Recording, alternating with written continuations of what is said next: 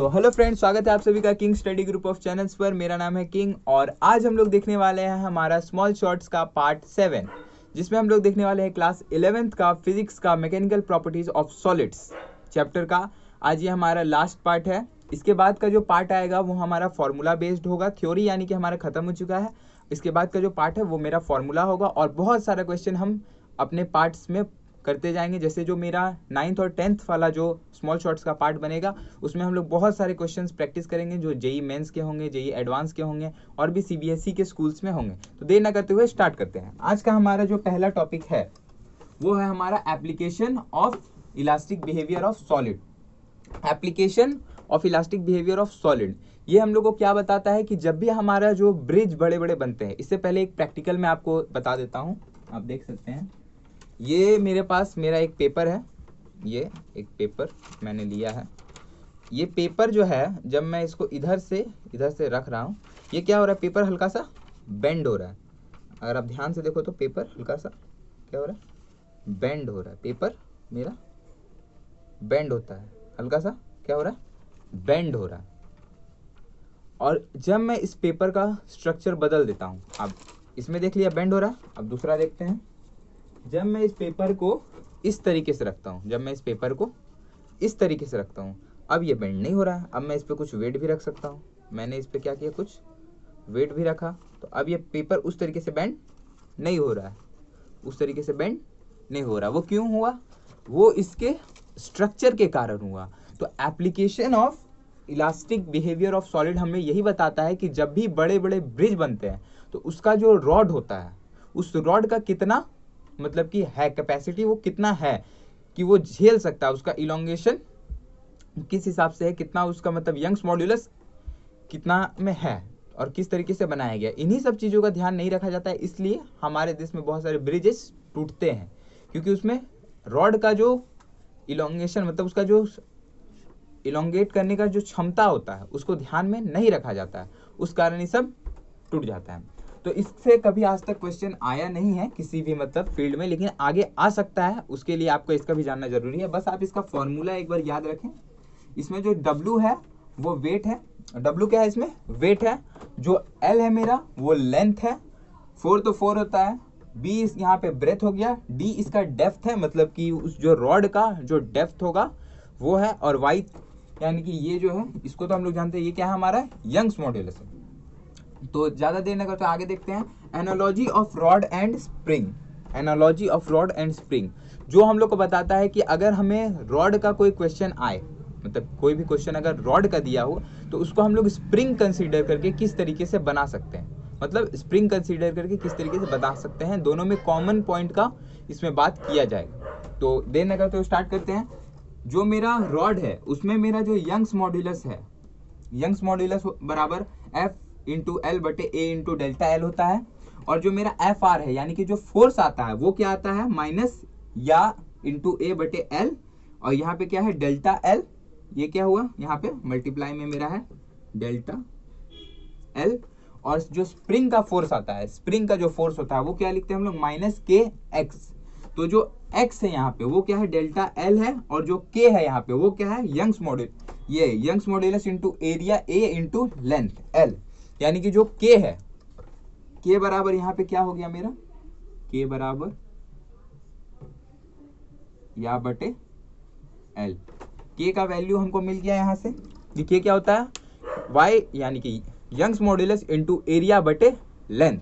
तो अब हम जब यहाँ पे एफ नेट निकालते हैं, फोर्स कांस्टेंट यानी कि k का वैल्यू निकालेंगे, तो क्या आ जाएगा मेरा, यंग्स मॉड्यूलस इंटू एरिया बटे लेंथ और फोर्स कांस्टेंट यानी कि जो मेरा ये जो मेरा k आ गया। अब हम लोग देखते हैं फोर्स कांस्टेंट का जो फॉर्मूला होता है, यहाँ पे वो क्या होता था, 1/2 k इंटू एक्स स्क्वायर। जो हम लोग एनर्जी, जो हमारा वर्क एनर्जी वाला जो चैप्टर उसमें भी पढ़े हैं और इसमें भी इससे पहले देखे हम। और y जो मेरा u है, ये इसका क्या होता था, 1/2 इंटू या बटे l into delta L square into यहाँ पे वॉल्यूम भी आता है। लेकिन मैंने यहाँ पे क्या किया है, लेंथ को मेरा जो है लेंथ और एरिया सेम माना है। यानी कि इसका जो लेंथ है और इसका जो लेंथ है वो सेम है, और इसका जो एरिया है वो सेम है। कब, जब एरिया दोनों का सेम हो, लेंथ दोनों का सेम हो, तब का ये बात कर रहे हैं।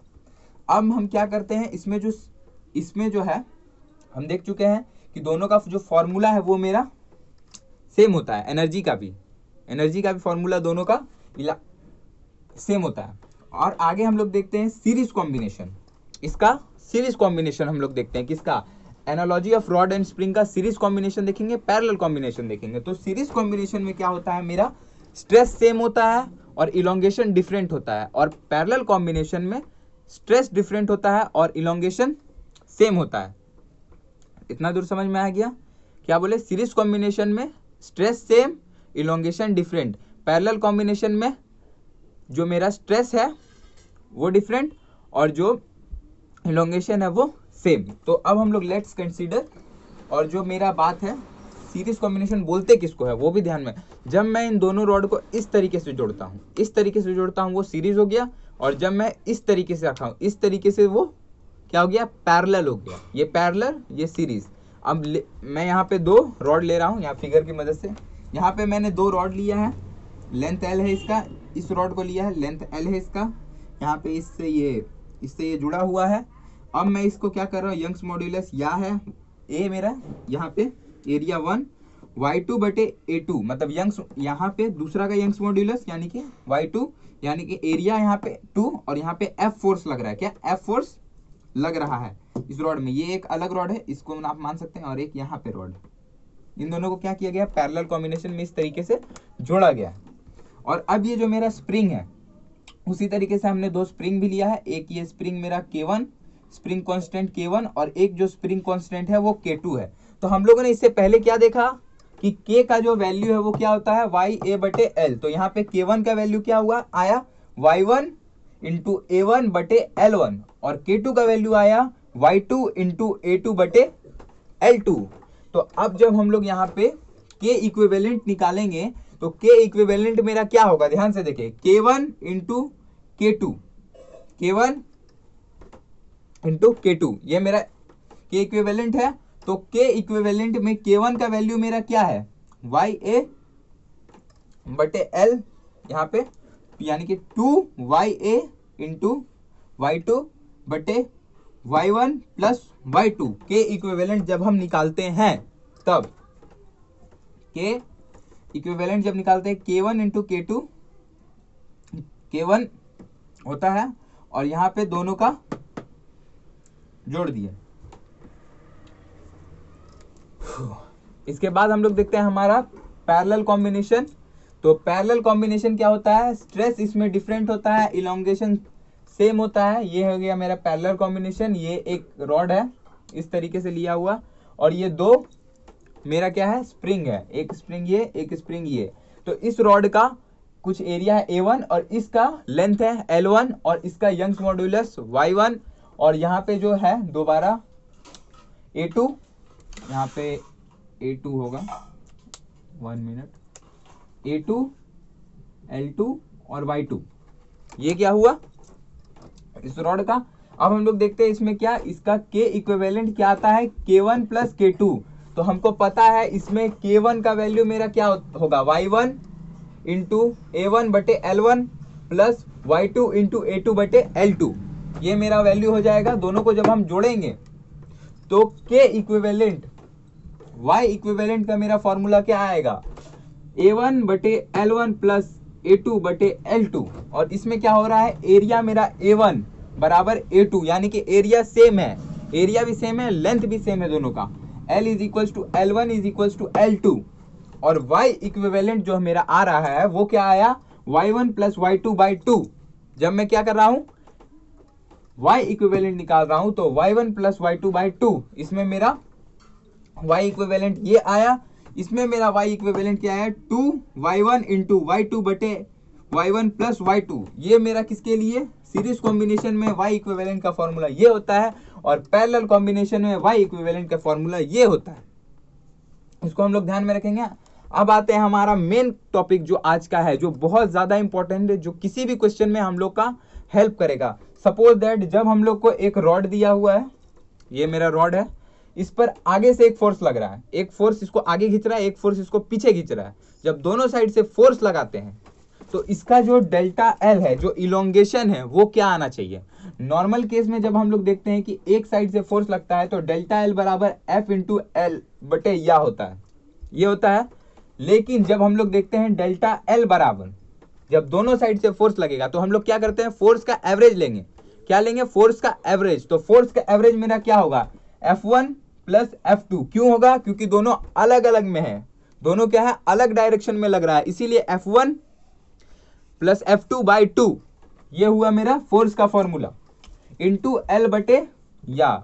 जब किसी भी रॉड पे दोनों साइड से अलग अलग फोर्स लगेगा, F1 और F2 दो फोर्स लग रहे हैं, वो भी अलग डायरेक्शन में, तो इलोंगेशन निकालने के लिए हम लोग ये फॉर्मूला यूज करेंगे। आप याद कर सकते हैं, delta L is equal to F1 plus F2 by 2 into L बटे या इंटू ए, मतलब गामा इंटू ए, मैं इसको या बोलता हूं बार बार, डेल्टा एल। अब जब बात हुआ इस कंडीशन का, दूसरा कंडीशन क्या है, जब दोनों एक ही साइड से फोर्स लग रहा है, एक ही डायरेक्शन में, इसी इधर भी फोर्स इसी डायरेक्शन में लग रहा है, इधर से भी फोर्स इसी डायरेक्शन में लग रहा है, तब क्या होगा, तब हम लोग का फोर्स का जो एवरेज होगा वो क्या होगा, F2 माइनस F1 बाई 2।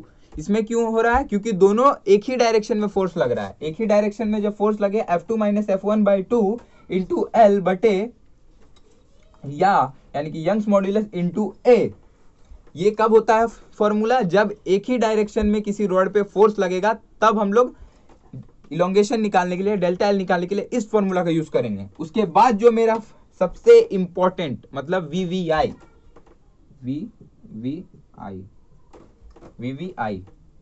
मतलब वेरी वेरी इंपॉर्टेंट, ये थोड़ा सा अच्छा लेवल का है। जब किसी रॉड पे, मतलब ये एक रॉड है, इस पे क्या हो रहा है, इस पे क्या हो रहा है, 3F फोर्स एक तरफ से लग रहा है और एक तरफ से क्या लग रहा है, F फोर्स लग रहा है, और बीच में मैं क्या लगा रहा हूं, 2F फोर्स लगा रहा हूं। एक साइड क्या लगा, 3F फोर्स, एक साइड क्या लग रहा है, F फोर्स, और एक साइड बीच में मैं सेंटर पे इसका क्या लग रहा है, 2F। अब इसका इलोंगेशन कैसे निकालेंगे, तब हम लोग क्या करते हैं, इसको दो पार्ट में तोड़ देते हैं। इसको क्या किए, दो पार्ट में तोड़ दिए। 3F यहाँ पे हो गया, 3F आगे साइड लग रहा है, और जितना फोर्स इधर लग रहा है उतना ही फोर्स क्या होगा, इधर नीचे साइड भी जब इसको तोड़ेंगे तो लगेगा।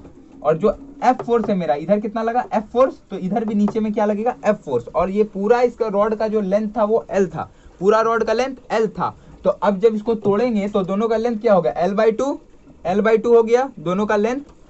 अब जब क्या करेंगे, इन दोनों को हम जोड़ेंगे, दोनों का लेंथ, यानी कि दोनों का जो इलोंगेशन का फॉर्मूला था, दोनों को क्या कर रहे हैं हम, इलोंगेशन, दोनों का फोर्स, इसका फोर्स का एवरेज लेंगे। दोनों का फोर्स का क्या हम लिए, पहले एवरेज लिए, यानी कि 3F प्लस 3F बाई 2 कितना हो गया मेरा 6F बाई 2, यानी कि मेरा एवरेज फोर्स कितना आया, 3F आया। और यहाँ पे F प्लस F बाई 2 यानी कि 2F बाई 2, यानी कि एवरेज फोर्स कितना आया, F आया। अब इन दोनों को जब मैं जोड़ता हूं तो मेरा इलोंगेशन का फॉर्मूला क्या आता है, 3F इंटू एल बटे 2 या प्लस F इंटू एल बटे 2 या।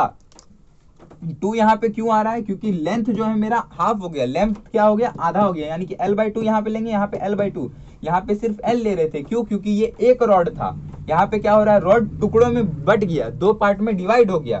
तो अब इसका फॉर्मूला मेरा क्या आता है, 4FL बाई 2 या। अब दोनों को मैं कट करता हूं, 2 को कटा तो क्या आया, 2F इंटू एल बाई या।